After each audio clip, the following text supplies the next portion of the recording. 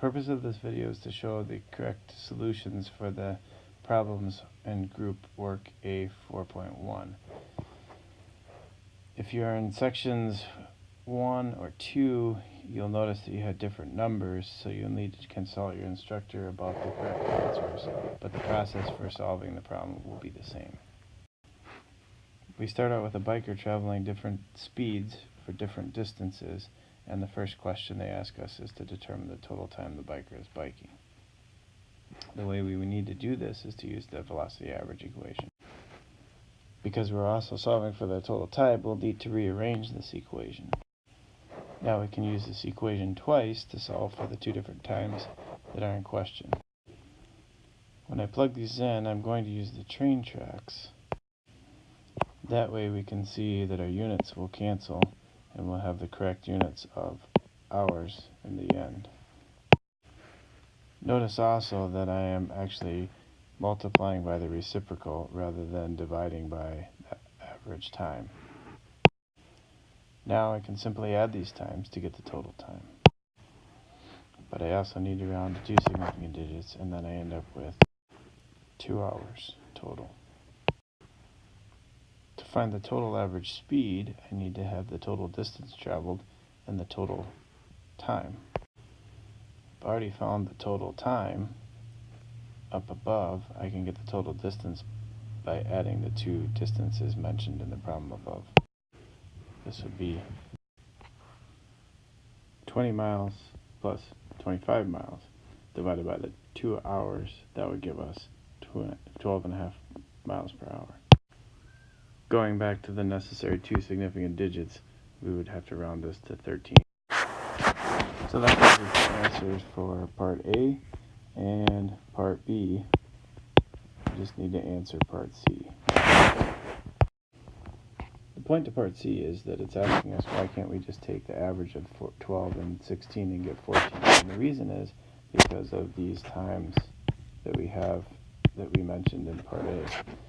Because it's only going 16 miles per hour for about a third of an hour or maybe 20 minutes, and it's going 12 miles an hour for a lot more time, it turns out that the average should end up being a lot closer to 12 miles per hour.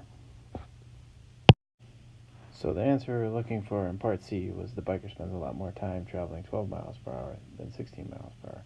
Thus, the average should be a lot closer to 12 than 16. Moving on to question number 2, we have a pilot that's flying a plane for 3.52 hours at a speed of 107 miles per hour. Determine the following. What is the maximum displacement the plane could fly? Again, we need to use the average velocity equation. This time we're actually solving for the delta x, so we need to rearrange the equation again. And we can plug in the numbers once more. This time using train tracks so that we can see the units cancel once more. And we get a value of 377 miles if we take into significant digits.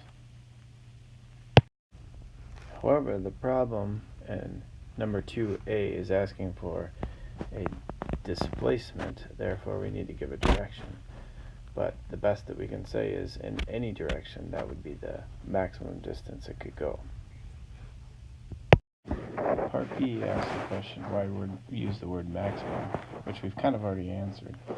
If the plane is traveling in the same direction, any direction, it can travel a displacement of 377 miles in any direction. However, if the pilot decided to turn at any one point, then that total displacement he will travel would be less than 377 miles. That's why the question has to ask to specify so that we get a definite answer. So the word maximum must be used because a specific direction wasn't given. Therefore, 377 miles is the maximum possible displacement. If the plane changes direction, the displacement could be anything less than 377 miles. This brings us to question number 3, the last question, and welcome to the last question. This question is pretty straightforward. We're given a displacement and a speed, and we're asked about time. So once again, we have to use the average velocity equation to answer the question. And again, we're solving for time. When we solve for this time, we recognize as the delta time, or the elapsed time.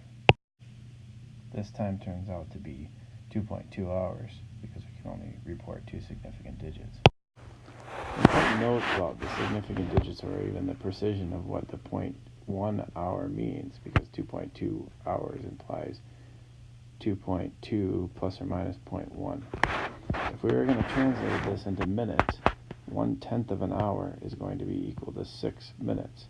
So we could say that the time is 2 hours and 12 minutes, plus or minus 6 minutes, because that 6 minutes represents 1/10 of an hour. We really shouldn't be representing time in any small increments than 6 minutes, because of that 1/10 of an hour being our smallest amount of uncertainty. But 2.2 hours is the correct answer for part A. Going to the rest of the question, we find the final time, TF, and the initial time, TI, is mostly just a test on do we understand what those two terms mean. Well, T final would be the arrival time, so this would be the answer for part B. We have part A, this is the answer for part A. So the last question is, what was the initial time, or when did the train leave? That would be simple. We can just take the final time minus the change in time, and that will give us the initial time. But we do have to account for the clock hours. Let's look at the original equation of delta t. Delta t is equal to the final time minus the initial time. So all we have to do really is to rearrange this and solve for ti. Then we can simply plug in the numbers that we have. And we have 2:37 p.m. minus 2 hours and 12 minutes. And this is 12:25 afternoon.